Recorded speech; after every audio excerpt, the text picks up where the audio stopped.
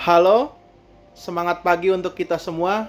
Berjumpa lagi bersama saya, Sahat Erik Estrada, juga dengan Ibu Bernadetta, dan kali ini bersama Pak Ardiko. Kami adalah mahasiswa Magister Manajemen dari Universitas Kristen Indonesia, Jakarta.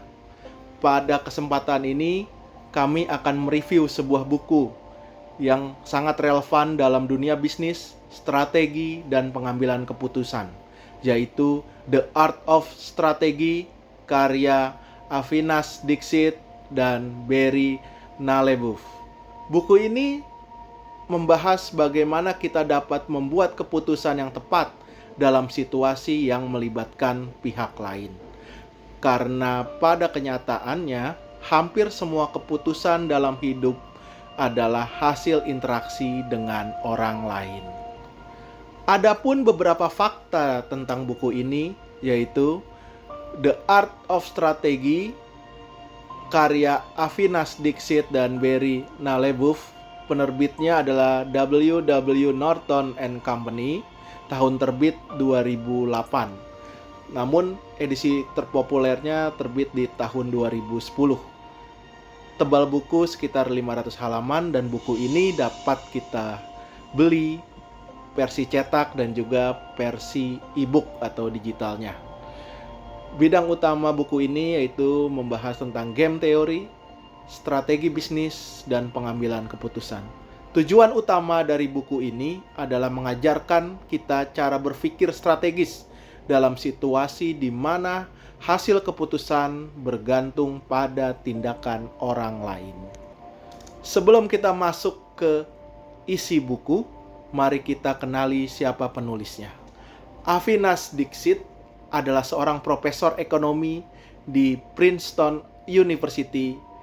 Dia merupakan ahli dalam game teori dan ekonomi mikro dan berkontribusi besar dalam teori strategi modern. Sedangkan Barry Nalebuff adalah seorang profesor di Yale School of Management. Dia juga seorang praktisi bisnis dan seorang co-founder perusahaan Honesty di Amerika. Kolaborasi mereka berdua menjadikan buku ini sangat kuat secara teori dan kuat secara praktik. Selanjutnya, mari kita bedah isi buku The Art of Strategy. Buku ini terdiri dari banyak bab, tetapi dapat kita rangkumkan sebagai berikut. Pada bab 1 dan 2 mengenai pengantar strategi, pada bab-bab ini menjelaskan bahwa strategi adalah interaksi. Kita harus berpikir apa yang akan kita lakukan dan apa yang orang lain lakukan. Intinya, kita harus berpikir beberapa langkah ke depan. Pada bab selanjutnya, bab 3, 4, dan 5, yaitu mengenai permainan simultan, di mana keputusan dibuat bersama.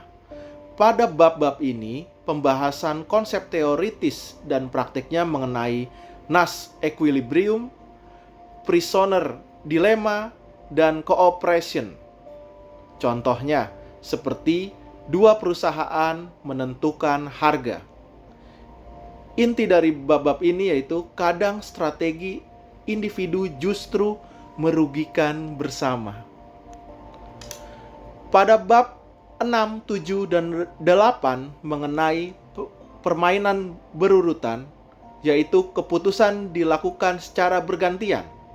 Pada bab-bab ini, pembahasan konsep teoritis dan prakteknya mengenai game tree, lalu strategic move, dan komitmen. Inti dari bab ini yaitu komitmen yang kredibel dapat mempengaruhi lawan. Selanjutnya kita masuk pada bab 9, 10, 11, dan 12.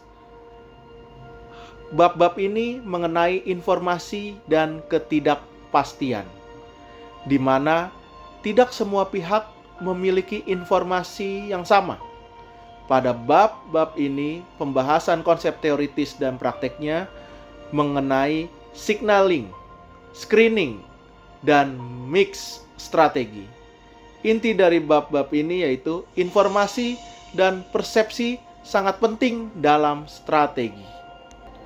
Selanjutnya kita masuk pada bab 13, 14, dan 15 mengenai aplikasi praktis. Pada bab-bab ini pembahasan konsep teoritis dan prakteknya mengenai negosiasi, insentif, dan dunia nyata. Inti dari bab-bab ini yaitu strategi digunakan dalam bisnis, politik, dan kehidupan sehari-hari. Pada bab-bab terakhir yaitu bab 16 dan 17, bab ini membahas mengenai pengembangan strategi. Pada bab ini kita diajarkan mengenai kepercayaan dan persepsi mempengaruhi hasil. Lalu strategic thinking adalah skill. Intinya, strategi bisa dipelajari dan dilatih. Adapun pendapat dari kelompok kami mengenai buku ini, secara umum kelebihan buku ini adalah pertama, mudah dipahami untuk topik yang kompleks. Yang kedua, banyak contoh praktik nyata di dunia bisnis. Dan yang ketiga, sangat aplikatif. Adapun kekurangan dari buku ini menurut kelompok kami yaitu beberapa bagian dalam buku ini masih cukup sulit untuk diaplikasikan dan membutuhkan konsentrasi tinggi pembacanya.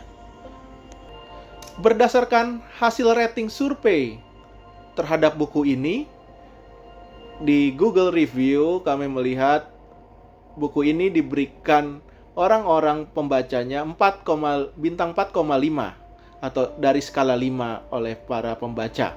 Juga banyak komen yang mengatakan bahwa buku ini mengubah cara mereka melihat dunia dan keputusan. Kesimpulan dari kelompok kami, buku ini sangat kuat dalam membangun cara berpikir strategis meskipun tidak ringan untuk pembaca pemula. Adapun pelajaran yang dapat kita petik dari membaca buku ini. Yang pertama, keputusan tidak bisa dibuat sendiri. Harus mempertimbangkan pendapat orang lain. Yang kedua, berpikir ke depan sangatlah penting.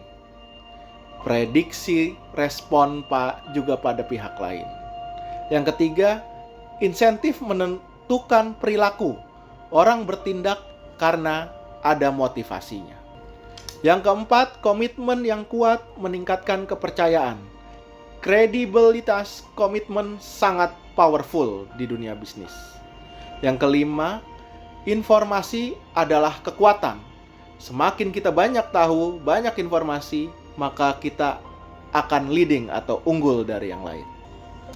Yang keenam, strategi adalah tentang mempengaruhi orang lain, bukan hanya memilih keputusan terbaik. Yang ketujuh, alternatif menentukan kekuatan. Semakin banyak pilihan alternatif, semakin kuat posisi kita. Sebagai penutup, buku ini mengajarkan bahwa hidup adalah permainan strategi dan setiap keputusan kita saling terhubung dengan keputusan orang lain. Kesimpulannya, dengan memahami konsep dalam buku The Art of Strategy ini, yang pertama membuat keputusan lebih baik, memahami perilaku orang lain, dan menjadi lebih strategis dalam kehidupan. Akhir kata, buku The Art of Strategy bukan hanya buku teori, tetapi panduan berpikir yang dapat membantu kita menghadapi kompleksitas dunia nyata, terutama dunia bisnis. Sebelum menutup video ini, perkenankan saya mengucapkan sebuah pantun untuk kita semua. Papan catur di atas meja, pion melangkah, janganlah ragu. Otak diasah dengan membaca, The Art of Strategy menjadi panduan. Demikian bedah buku The Art of Strategy kali ini. Terima kasih telah menonton video ini. Semoga bermanfaat untuk kita semua. Terima kasih. Sampai jumpa di video berikutnya.